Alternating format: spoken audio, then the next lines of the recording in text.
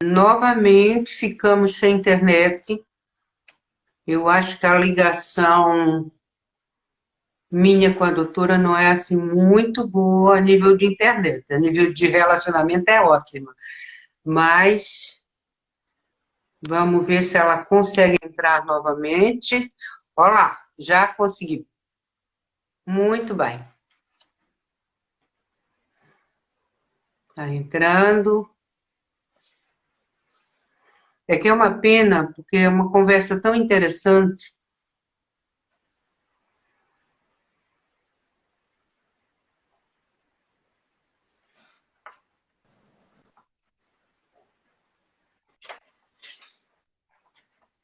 Doutor, entrou de novo. Vamos lá ver se segue numa linha reta agora. Oi, podemos continuar? Sim, tá, agora está ótimo. Vamos ver se conseguimos. Pronto, pronto, Marluz. Ninguém muda ninguém. Isso é. Ninguém muda ninguém. Então, se a gente quer mudar o outro, a gente tem que mudar os nossos comportamentos, as nossas emoções frente ao outro, certo?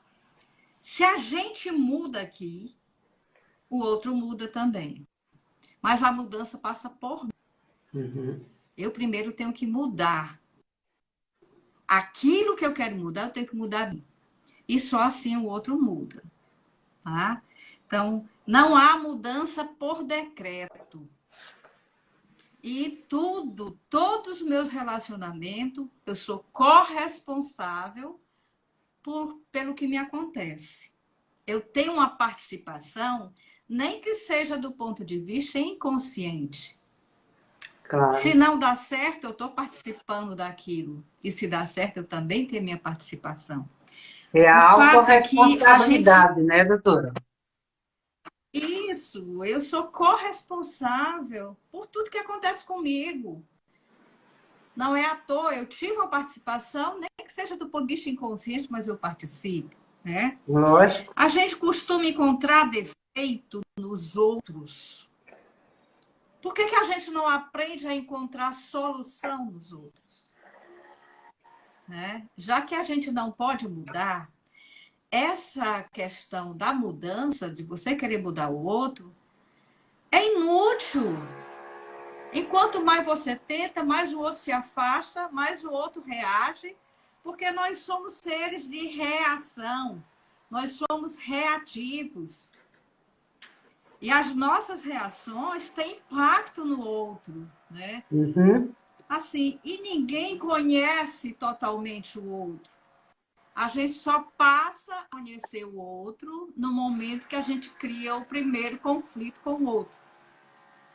Aí a gente tem uma dimensão mais clara do tamanho que é o outro, né? Do tamanho que é o outro, como ele reage, como ele realmente é, quais as inseguranças. Então, na medida que você trava o primeiro conflito, você passa a entender um pouco mais do outro. Por isso que os conflitos são necessários, né? Conhecer a si mesmo é necessário. Por quê? Porque se eu me afasto desse conhecimento intrapessoal, eu não sei que reação eu vou ter perante uma atitude do outro. E posso responder com agressividade, e aí interrompe todo o meu projeto de relacionamento. Tá bem? Então, assim, aprender a olhar para o outro como o outro é, sem querer corrigir, sem querer mudar, sem querer tornar o outro aquilo que você quer, é inútil. Mude a si mesmo, mude seus conceitos, Mas, né? doutora, Então é isso. também escolher os nossos amigos é um sinal de maturidade, não é? E de sensibilidade. Porque a gente não tem que Não aceitar só, tudo, a gente tem que aceitar não as só, pessoas que estão no limite da nossa aceitação. perfeito, não só a questão de maturidade, mas de bom senso, de consciência, né? Então, tudo isso, escolher na família, você não escolhe escolhe, você nasce nela, correto? Você nasce na família, não tem como escolher a família. Uhum. Mas os amigos, sim, você pode escolher. E você tem que ser criteriosa para escolher pessoas que te fazem bem, que ajudam no seu autoconhecimento, que te ajudam a crescer, né? Escolher as pessoas das quais você vai ser o dar e o receber seja uma coisa de parcela dupla, de mão dupla, né? Claro. Então, eu não posso só dar na relação. Eu tenho que dar e receber nessa relação, porque senão ela fica desnivelada. Aqui no Brasil tem um dito popular, um ditado popular que diz: esmola demais, o cego desconfia. Eu conheço. E a gente analisando isso, a gente vê perfeitamente bem que quando eu dou demais, o outro fica desconfiado. Vixe, o que que ela quer? O que que está tramando contra mim? Então, é verdade. Quando a gente dá e não recebe, esse fica desequilibrado. Essa relação entra em desequilíbrio, né? Tem que Então, assim, dar e Maurício, na receber, não é, infância... doutora? A um nível mais ou menos equilibrado, porque às vezes uma pessoa dá mais, outra vez recebe menos, outra vez recebe mais, outra vez dá menos. Quer dizer, é uma situação, mas que tem que ter um equilíbrio ali nas relações. Qualquer tipo de relação, certo? Perfeito, perfeito. O dar e o receber, ele deixa a relação equilibrada. Uhum. Mas o só dar, o só receber, desequilibra a relação. É. Se você for partir desse ponto de vista, no dia que o outro não deu, o outro fica com raiva, porque não deu, porque não fez as vontades, né? Então, assim, quando a gente é assim, bebezinho, lá na primeira infância, até um psicanalista chamado Winnicott, ele fala das 3 fases que passa uma criança. Um bebê, ele passa, primeiro, ele é um ser totalmente dependente. Uhum. Depois ele vira um controlador. E depois ele vira um competidor, certo? Todos nós passamos por essas fases. E o restante das nossas vidas, nós vamos viver essas fases de uma forma normal ou de uma forma, digamos, patológica ou não, né? Depende de como você viveu cada fase dessa na infância. Ou seja, a pessoa que foi dependente, um serzinho dependente, ele depende do outro, o outro deixa renegar e ele tem um vazio nessa construção dessa fase de dependência. Na fase adulta, ele pode se transformar no dependente emocional. O outro está ali para satisfazer as necessidades emocionais dele. Claro. Tá? O controlador também, a criança quando passa a andar, que ela passa a correr, ela começa a controlar o ambiente. Ela adora esse controle do ambiente. E se essa fase não for regulada, bem vivida, a criança, quando se torna adulto, ele é um controlador da vida alheia, da vida dos seus relacionamentos. Como também o competidor. Depois que a criança vai para a escola, ela começa a competir, ela começa a jogar, ela começa a querer ganhar e ser sempre a ganhadora de tudo. Quando ela vai para o relacionamento, sobretudo afetivo, ela fica concorrendo com o seu parceiro. Então, essas 3 fases da vida, elas vão se prolongar para o resto das nossas vidas. Quer ver um relacionamento? Eu até anotei porque às vezes é que eu não estou... Para não deixar escapar, por exemplo, o TOD. É isso que eu O que é queria o TOD? perguntar. O Você que que até é um o dia... TOD, doutora? O que que Então, você até me questionou, a gente não teve muita oportunidade de conversar sobre... Na verdade, ele é considerado um transtorno, mas na minha vida de profissional, né, clínica, Uhum. eu entendo que o TOD passa a ser um complemento da personalidade, né? Uma estrutura de personalidade. O que é o TOD? TOD? É o transtorno opositor desafiador. Esse é um transtorno que pode ser uma estrutura de personalidade na vida adulta, né?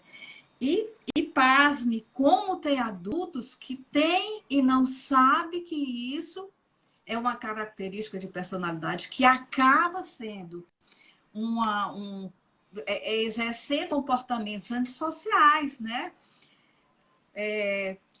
São pessoas que obedecem, que competem demais, que têm uma postura desafiadora, que hostiliza, que são sempre oposição a tudo. E para isso eu fiz isso aqui, ó. Não sei se Uhum. está dando Tá, para tá, ver. tá. Comportamento, tá ao contrário a palavra, mas a gente está vendo duas pessoas, É uma. ativo. Ok, tá bom. Pronto. Isso de comportamento de cabo de guerra. Uhum. Aí vem lá da criança competidora, a criança controladora, ela vira uma estrutura de personalidade mal formada que dá no TOD, que é uma estrutura de personalidade, e acaba tendo as relações como um cabo de guerra. Um quer sair de noite, o outro quer sair de dia. Um quer frio, o outro quer quente. Um quer ir para casa da sogra, o outro quer ir para a praia. Então vira um cabo de guerra. E esse transtorno nos relacionamentos ele é muito acentuado, né? Uhum. Então, assim, para te ter uma ideia, eu acompanhei um caso que tinha esse transtorno, que eu identifiquei e estudei com mais profundidade. Era uma senhorinha que ela era depressiva e ninguém curava a depressão dela. E depois eu chamei o esposo, que já era assim, de terceira idade, os dois. Chamei o esposo e conversei. E analisando a conversa do esposo, ele era super desafiador. O que acontecia? Enquanto um era depressivo, era super austero, queria enfrentar tudo. E teve um relato muito legal, que foi aí onde eu percebi, quando ela me falou, para atravessar uma rua, ele não espera o sinal, o semáforo fechar, ele quer passar carros. Ora, a senhorinha aqui puxava ele com a depressão, venha para cá, não seja tão arisco, não seja tão desafiador. E ele olhava para ela e mesmo dizia, saia dessa depressão, seja mais desafiadora. E os dois estavam no cabo de guerra até a gente descobrir esse processo entre os dois, né? E E foi super doutora? interessante, porque no acompanhamento, depois que ele começou a melhorar no comportamento dele, muito desafiador, ela melhorou da depressão. Claro. A depressão era uma forma inconsciente de chamar a atenção dele. Não corra riscos. Olhe para mim, olha, eu estou aqui depressiva.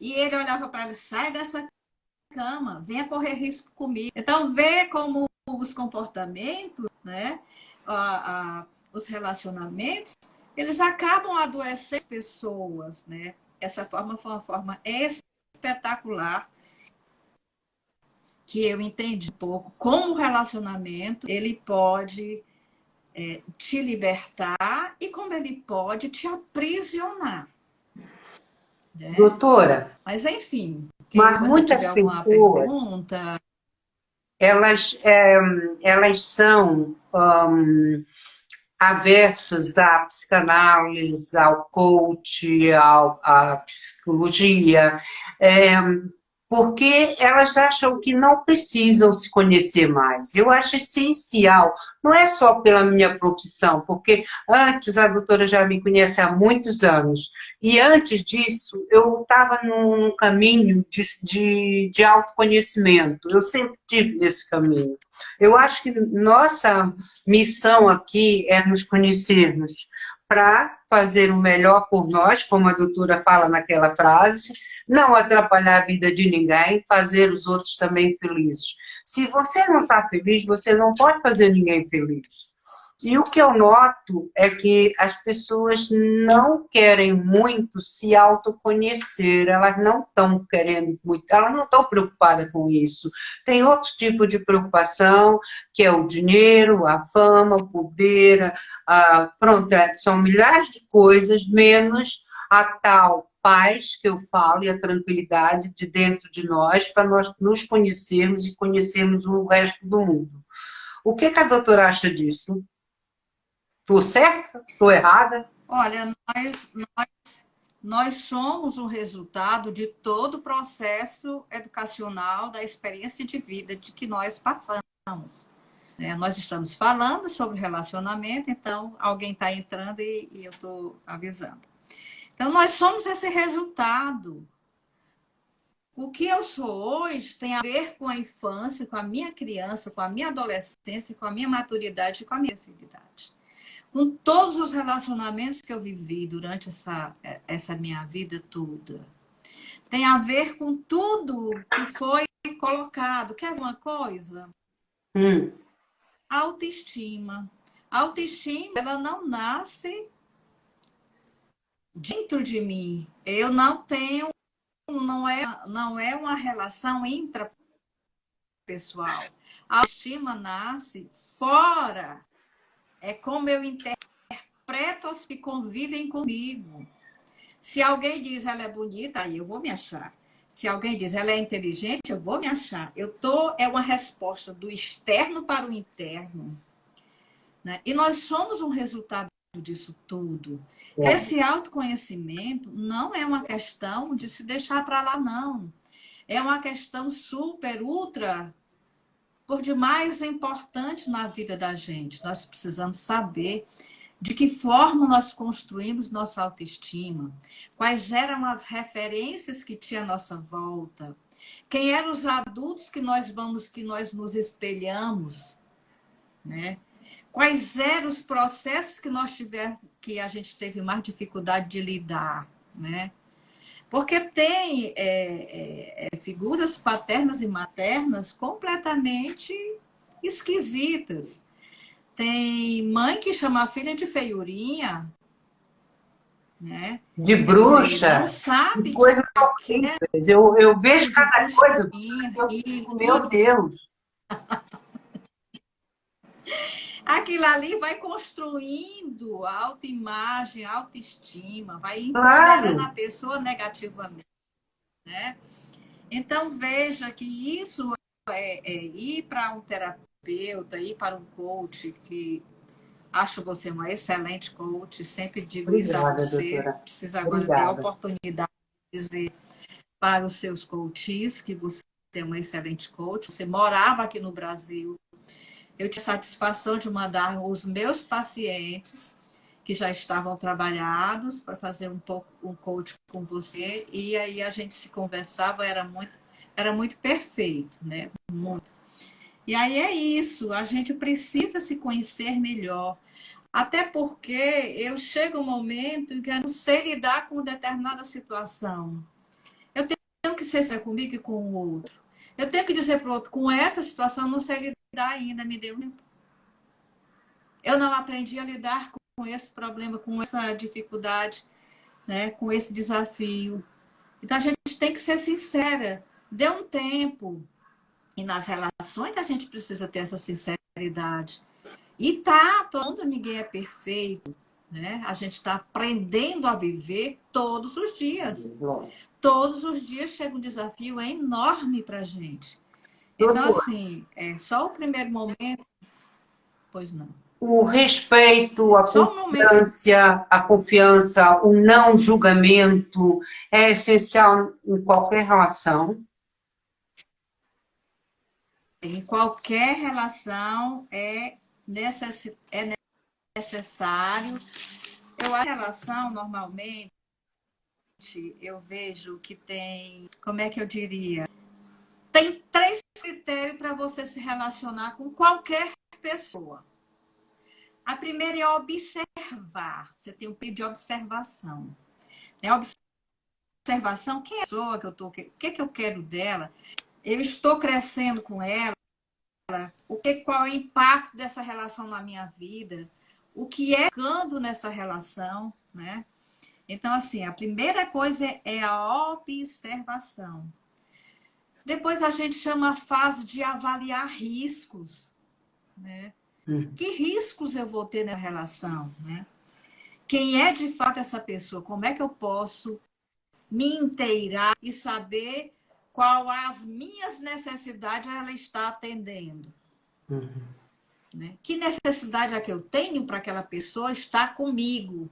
É afetiva? É de solidão? Eu não quero estar sozinha e por isso tem uma pessoa na minha vida?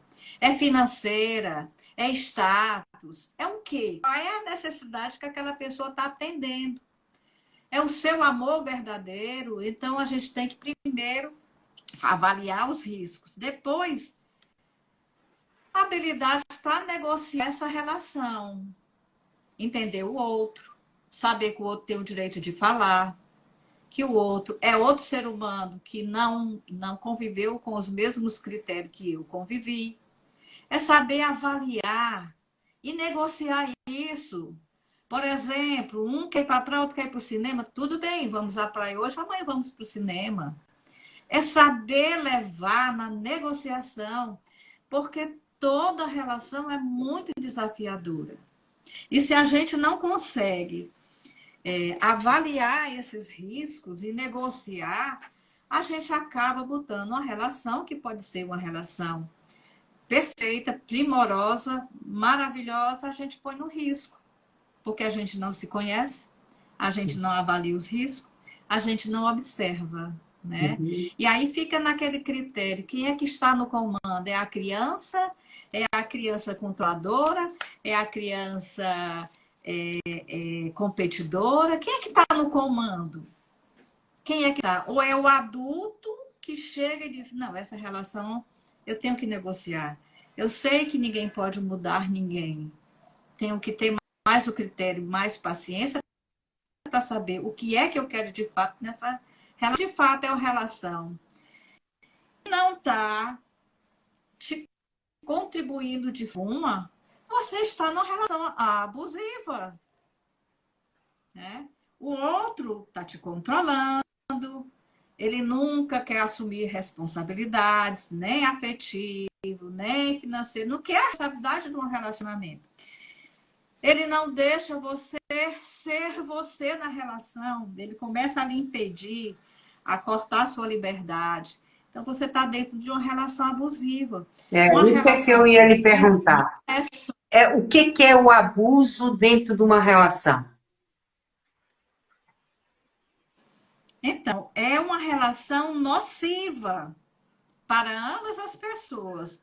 É uma relação onde tem sofrimento, onde um está ferindo o outro, onde um está desrespeitando o outro, onde um está sugando a energia do outro, passa por cima do outro, e aí a relação vira uma relação tóxica, uma relação abusiva.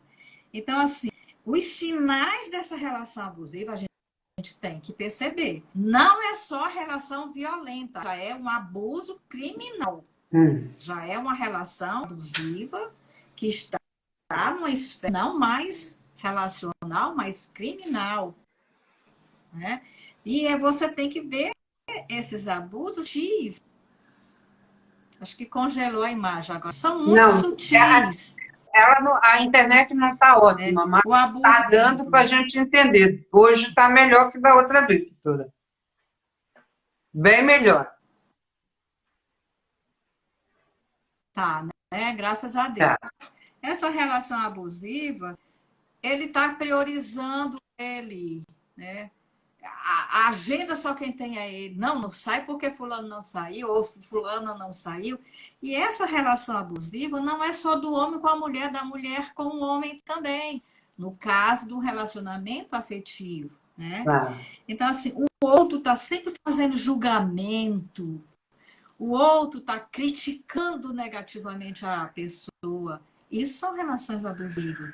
Um está ferindo o outro, né?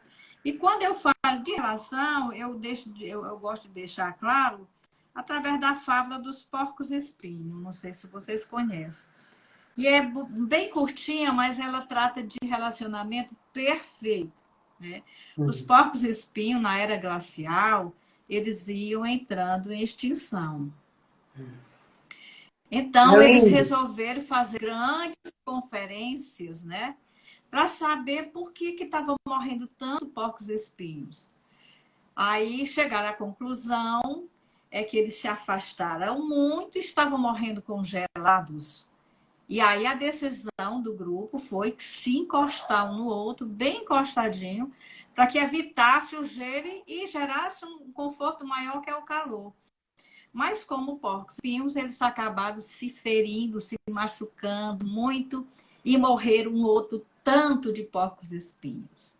E aí chegou mais uma conferência e eles resolveram, então, fazer o seguinte: nem se afastar demais para não morrer congelado e nem se encostar demais para não morrer espinhado.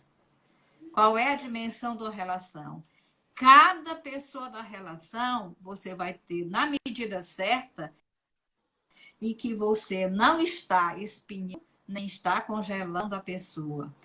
Então, para cada relação, você tem que ter a sabedoria de saber até o ponto, qual é o ponto da relação. E é isso, essa fábula dos porcos-espinhos, ela ilustra bem a questão mesmo de uma relação. Quando uma relação começa a lhe espinhar, lembre da fábula do porco-espinho. Opa! Uma relação, primeiro, é uma relação comigo, né? Claro. E a relação minha tem que ser com o outro. Então, essa relação comigo, eu estou fazendo, espinhando o outro, ou estou sendo espinhada pelo outro, ferida, machucada. E aí a escolha é sua de ficar na relação ou não. E, Então, a doutora, relação eu acho perfeita, acho esse tema maravilhoso, porque ele dá muita margem para a gente falar, para a gente... doutora, a violência doméstica é uma Não está espécie de ouvindo abuso, com... mas ultrapassa o abuso, não é?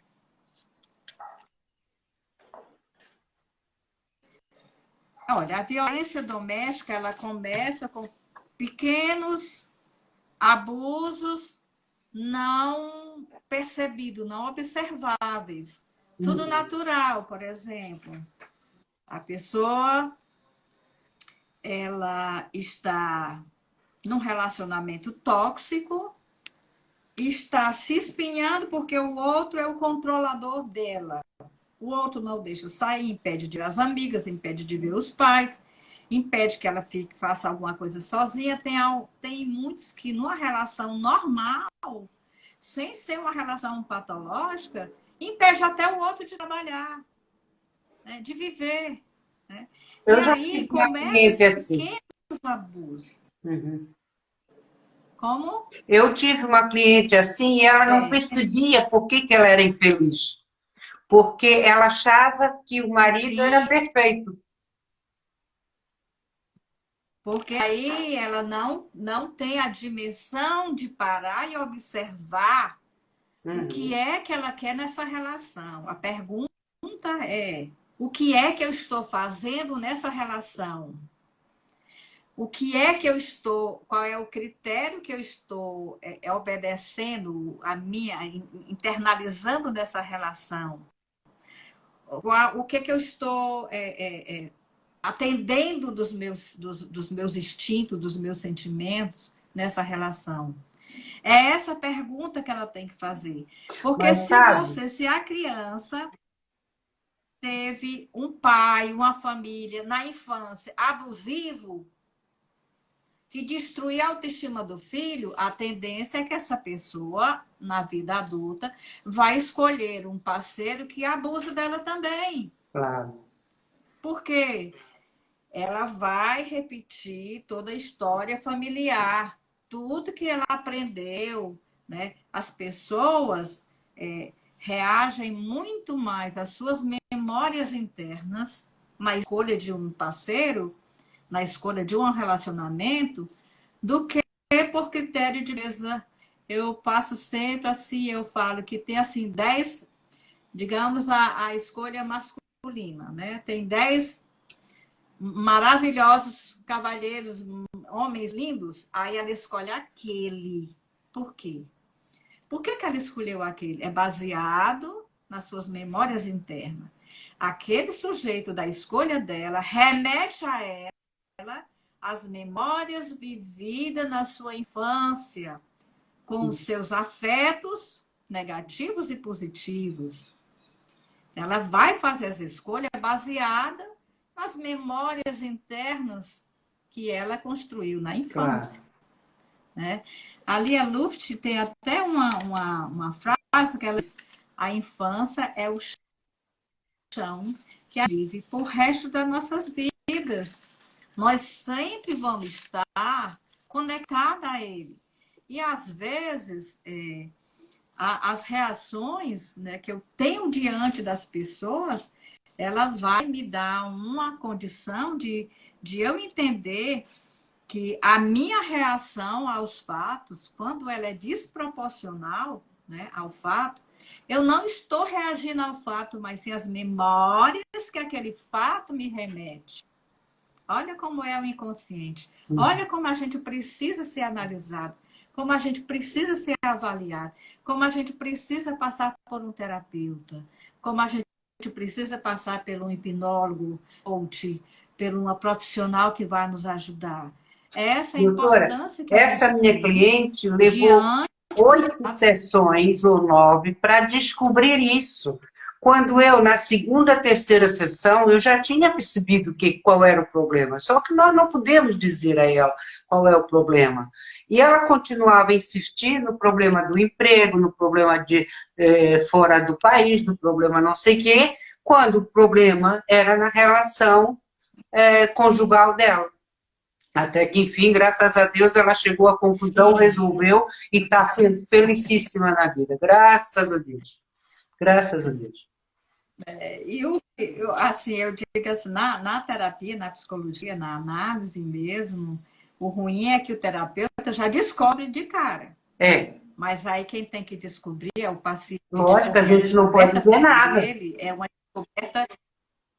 uma descoberta valiosa, porque vai ficar na memória dela aquela descoberta. A Lógico. gente começa a dar pistas e caminhos e caminhos. Falta eu dizer assim, às vezes eu tenho tanta vontade. Para, é isso, mas ninguém pode fazer, tem que dar as pistas. Mas é isso. Tudo tem a ver com tudo. Tem a ver com a nossa infância, tem a ver com os adultos que nos criaram, tem a ver com a nossa autoestima foi, é, que foi instruída, que foi formada do externo para o interno, né? E a nossa autoestima, ela não é uma coisa constante. Tem gente que diz, fulano tem autoestima boa. Não, a gente tem períodos que a gente está bem, períodos que a gente vai no alto e baixo. É normal. Digamos, é um pico e um vale, né? Normalíssimo, tá assim. E aí a gente precisa só regular nossos botões para não deixar que as pessoas dos nossos relacionamentos mexam nesse controle e mexam com as nossas memórias, que muitas vezes são memórias que trazem muito trauma.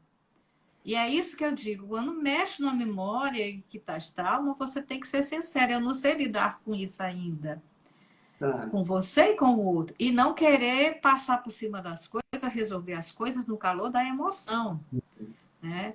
E assim, a gente tem que entender que emoção e razão são coisas do ser humano, mas a gente mistura muito essa situação. Né? Doutora, Ô, mano, eu queria lhe aí dizendo, perguntar, mano, que assédio. O assédio é só sexual ou existe outro tipo de assédio? o assédio, ele é assédio moral, ele é sexual, ele é afetivo. O assédio é quando alguém te importuna naquilo que você não está preparada para ser importunada. Né?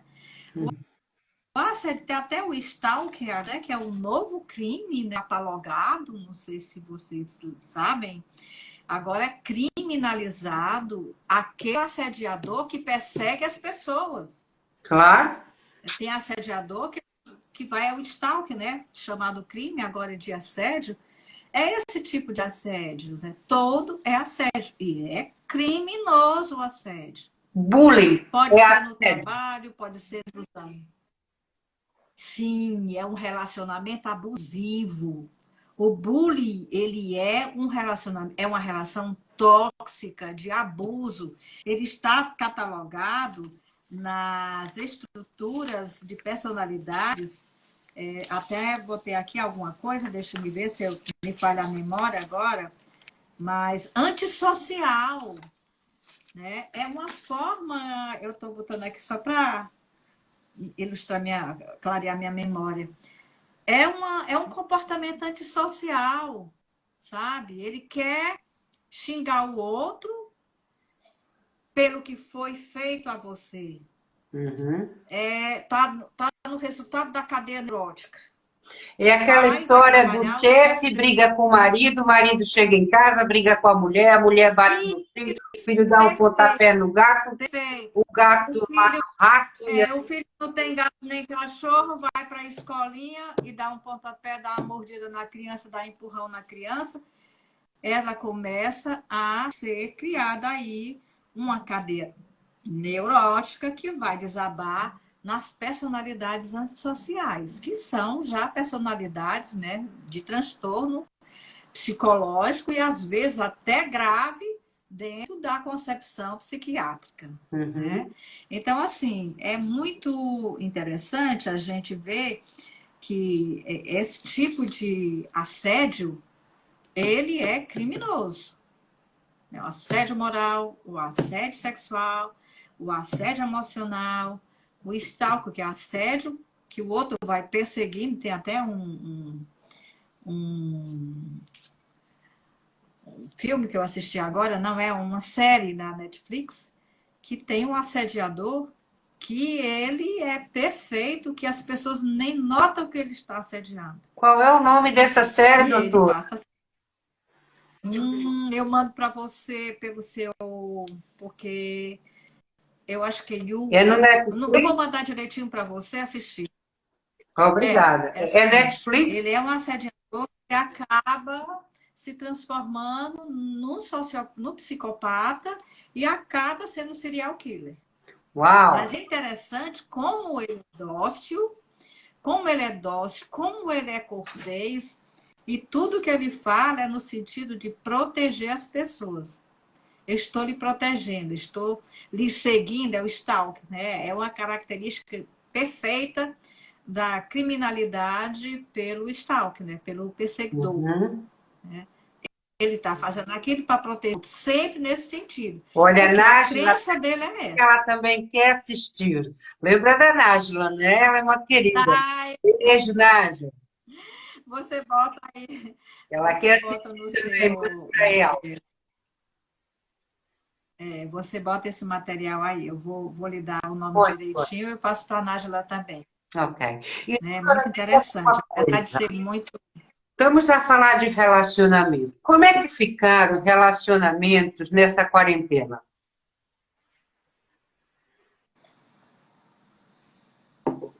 Aqui no Brasil, a gente tem uma característica de masculino ainda muito machista, né? Hum. Principalmente no Nordeste, que eu pude acompanhar pela imprensa, foi notório as violências, os feminicídios foram muito maiores, violência, teve não só com os seus parceiros, mas com filhos, né? Chegando ao assassinato de filhos. E Olha, foi muito ruim do ponto de vista intrafamiliar. Né? uhum. Por quê? Porque ficaram restritos ao espaço de casa, ao espaço doméstico. Claro. E se as coisas se acertavam enquanto aquele parceiro ia e voltava, no momento que eles não estão mais tendo essa flexibilidade de ir e Uhum. voltar,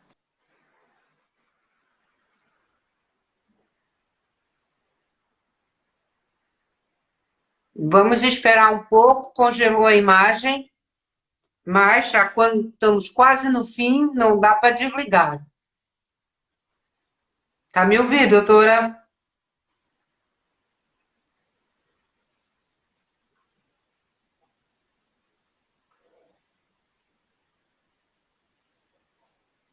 Doutora?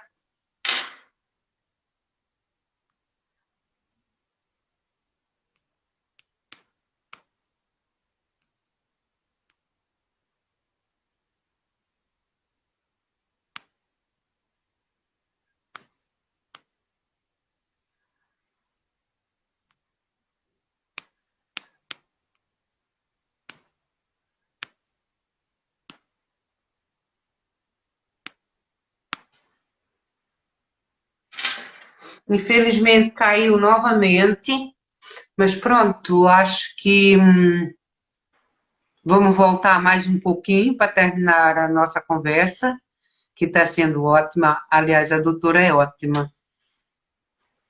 Doutora, está aqui. Oi, Carla. Estamos a ter o mesmo problema da outra vez.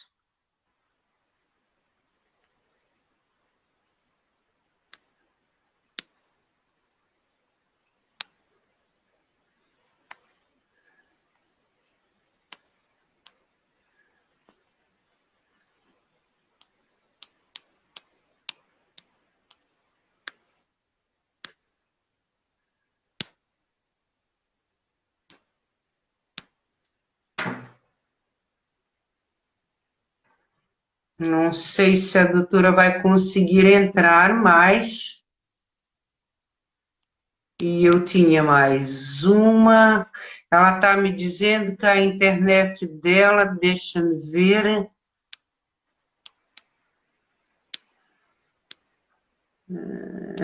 Vamos ver se ainda tem internet, a doutora.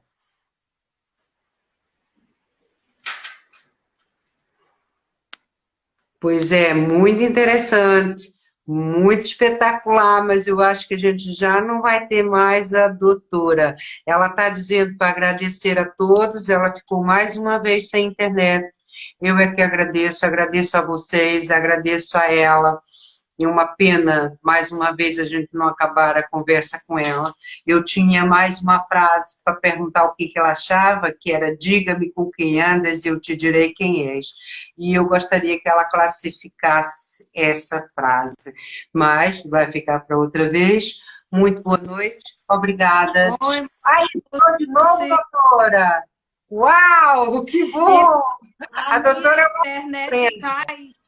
É uma A surpresa. minha, a minha internet caiu, minha querida. Deixa eu É, dizer, já estamos com ainda está uma hora de. pedindo das pessoas. Agora, eu queria que só que a doutora acabasse de falar o que estava a falar, para eu lhe fazer uma pergunta que eu já tinha feito aqui, mas gostava que acabasse o que estava dizendo, sobre a questão da quarentena nas relações das pessoas. Sim, foi um tanto desafiador. Muitas famílias, né, tiveram casos de agressões, chegando até às vias de fato, muitas separações, muitos desacordos. O que a gente sabe na mídia é o que dá de errado. O que dá certo a gente não sabe, né? É, A mídia não vai falar as coisas que dão certo, só as que deram errado. Por isso eu estou passando uma informação que eu acompanho os jornais e vídeo e acabo sabendo que muitas violências intrafamiliar foi verificada, muito abuso infantil, muito abuso, muito assédio, muita violência na família. Mas, enfim, pode ser que nessa gama tenha tido muitas reconciliações, muitos afetos ai, restaurados, e que a gente não fica sabendo, é. né? E, É doutora, isso. Estou diga aqui para uma você. coisa. Entre amigos, acha que as pessoas se afastaram mais? Se juntaram mais? Como é que foi?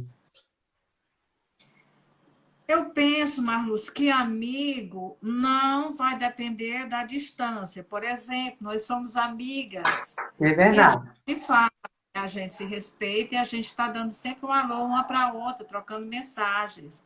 Eu acho que territorialmente nós nos afastamos por uma necessidade do fato em si, mas dos laços de amizades, não. Eu acho que houve sempre, pelo menos assim.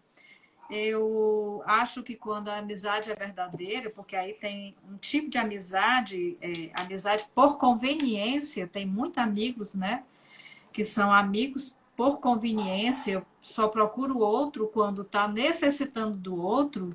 E aí eu acho que isso não é amizade. Então, excluir os amigos de conveniência, por conveniência. Esses amigos, eles vão acabando se distanciando com o tempo, né? Mas os amigos que são amigos continuam e permanecem. Eu Claro. penso que, né, você escolhendo seus amigos, não importa o distanciamento, mas eles estão sempre ali, presente Olha, mesmo diante de uma pandemia, de uma necessidade de afastamento. e eu estava dizendo, já me despedindo, com aquela frase de diga-me com quem andas que eu te direi quem és. Como é que a doutora classifica isso? Sim, é muito comum essa frase, também é um ditado popular, e o dito popular ele fica assim no inconsciente coletivo, né? Todo mundo olha para uma pessoa, ela tem uma personalidade e vive grudada na outra pessoa que não tem a mesma personalidade, ela vai acabar trazendo para si a personalidade do outro. Né? Até porque se existe uma afinidade, vai existir uma afinidade por alguma razão que o outro busque naquela relação. Né? Se a pessoa busca na relação uma amizade por status social, ela vai permanecer naquela relação porque ela tem uma necessidade de construir naquela relação aquele status que o outro tem.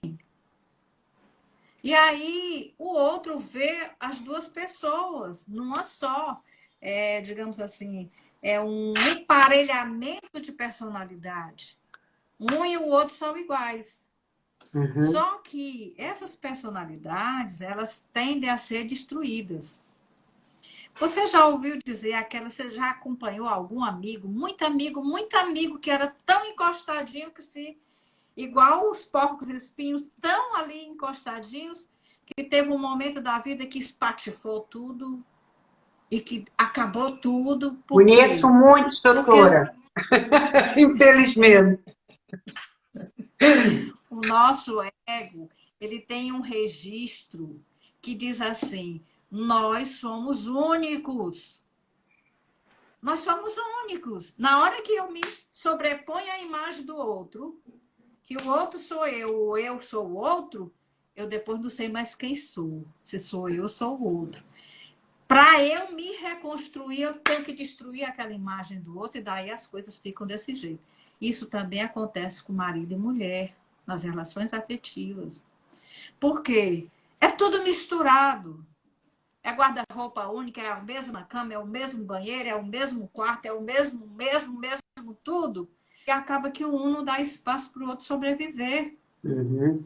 E acaba entrando na vida do outro, que um é ele é o outro. Os dois são únicos. Aí o que é que faz? Depois de tantos anos de casado de vista, quebra e aparta, porque nós temos que preservar o nosso, a nossa liberdade. Nós temos que preservar. No nosso Individualidade. inconsciente está escrito a nossa individualidade. Isso. A nossa Doutora, a individualidade. minha Martinha está lhe mandando um beijo, está dizendo que é sua fã. Oh, mas ela é linda, eu sou fã de vocês todas. Um beijo para ela também. E tem muitas pessoas que estão entrando, eu não sei, porque eu não consigo ver, Sim, mas muitas tá, pessoas entram, que. deixam mensagem, Pessoa eu Flávia, consigo ver Humana, algumas, outras minha não, sobrinha, Micaela, minha irmã. mas Então, tem muitas pessoas que ficaram aí, eu não acompanhei. tá. Olha, Mas manda doutora, um beijo para muito todo mundo obrigada por e vai estar aqui ficar, eu mais. acho que esse Eu adoro conversar com a vai doutora ficar. sabe. A Mônica A Aquino, Mônica é uma levando a querida, as meninas da Mônica são umas queridas.